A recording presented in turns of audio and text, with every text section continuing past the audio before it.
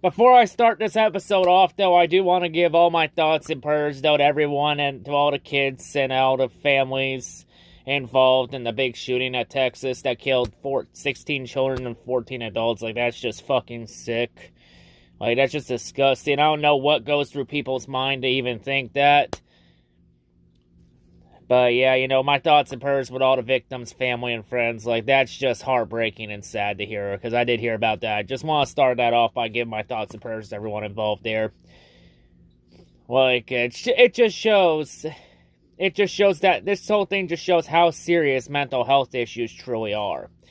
So I'll just say this, to anybody that's having mental health issues, if you're all having problems that you need someone to talk to, I'm always open to talk, and I will listen to you and try and give you advice the best I can. Because mental health is a serious issue that needs to be addressed.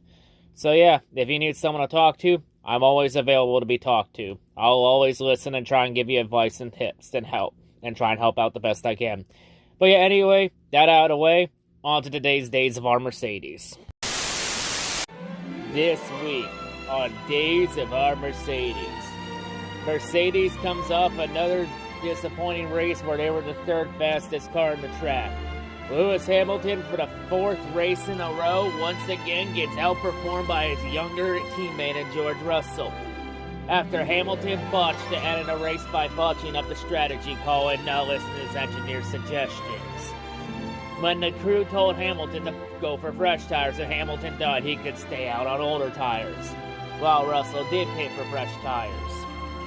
And that whole thing led to Lewis Hamilton throwing his entire team under the bus.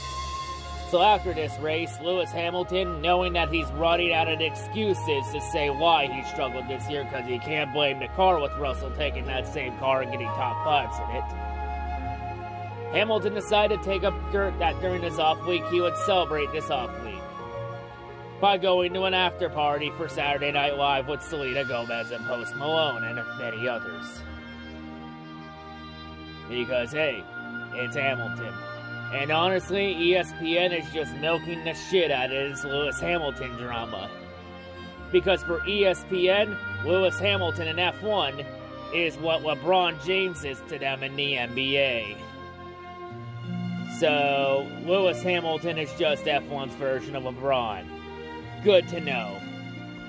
So this means we're gonna have Days of Our Mercedes the entire season. Good to know.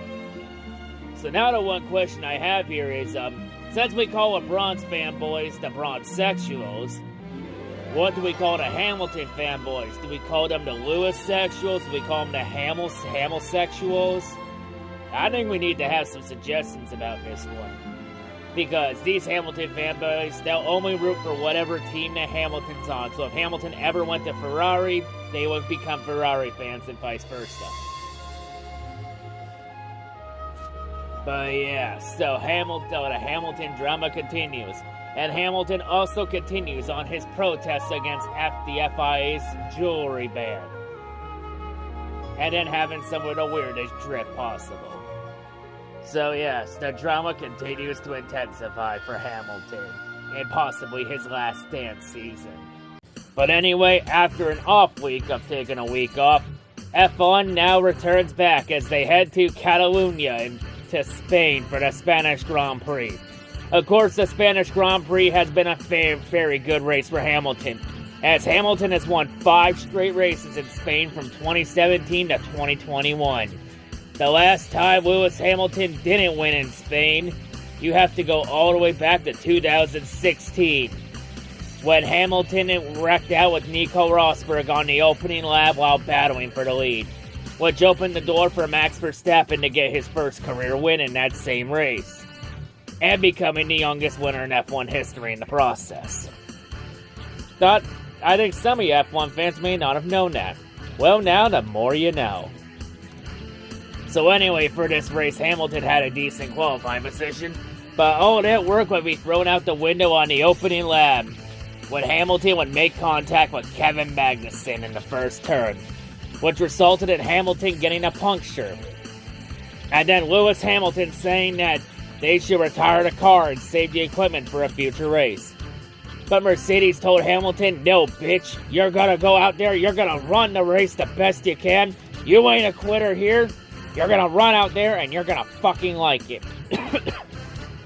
So Hamilton in the opening lap would be in a massive hole, having to be in last place in 19th. And would have to try and go all the way back for a decent result. Meanwhile, up front, Charles Leclerc would get another pole and he would dominate the early part of the race. And Leclerc, when it looked like he had this race in the bag, with no sign of letting up, his engine had other plans for Leclerc, as Leclerc would then have lose power to the car, and Leclerc would be forced to retire from the race. So all of Leclerc's solid runs this year are now out the drain as Leclerc suffers his first DNF of the season, which then opened the door for most of the race as a battle between Sergio Perez and George Russell, with George Russell becoming the master of defense. As throughout this race, Max Verstappen would have a lot of DRS issues as he couldn't get DRS going. But eventually, Verstappen would find his way past George Russell and find himself in second. And when it looked like Sergio Perez was finally going to cruise to his first win of the season in the closing laps, we then get we get a Checo it's James moment. Or in this case, Checo is Christian. As late in the race, Sergio Perez would be ordered to let Max Verstappen by for the championship. So Red Bull robs Sergio Perez of his first win of the season so Max Verstappen could get another win in F1. Yep, FIA team orders in F1. Plus F+ teams manipulating the outcomes of races. Gotta love it.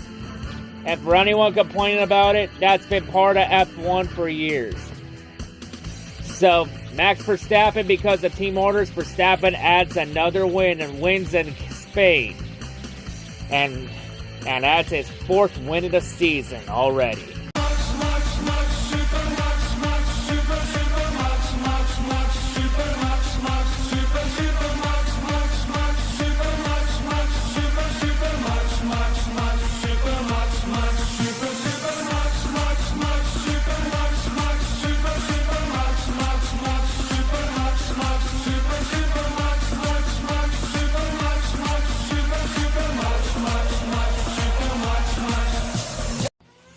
So everyone's wondering, why would Red Bull order Perez to pull over for Verstappen for the championship? It's very simple. Because with Verstappen winning the race, Verstappen now takes the championship points lead over Charles Leclerc. But if Verstappen finished second in the race, then Verstappen would have remained second in the championship to Leclerc by just a handful of points. So Red Bull thinking long game here in terms of the championship, since Verstappen's going to be competing for the title this year and not Perez. Because remember, this is a season-long points format. The season's not a sprint, it's a marathon. And in every race in a season-long points, every point matters, every race matters. And you always gotta prepare yourself for the worst case scenario, since Verstappen will probably have a couple more DNFs this year, some bad finishes in between. But Max Verstappen, he continues his streak of races where whenever he doesn't DNF, he wins the race. And also in the process, Red Bull captures the lead in the Constructors' Championship. As within 6 races, Ferrari is already beginning their phase of pissing away both championships. So it seems like Ferrari's mid-season collapse has started early this year. God damn it.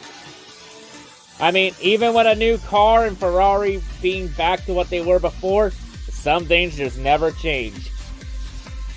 But also in the process, George Russell, he would end up getting third and get his second real podium of the season, as George Russell continues his strong start to the season.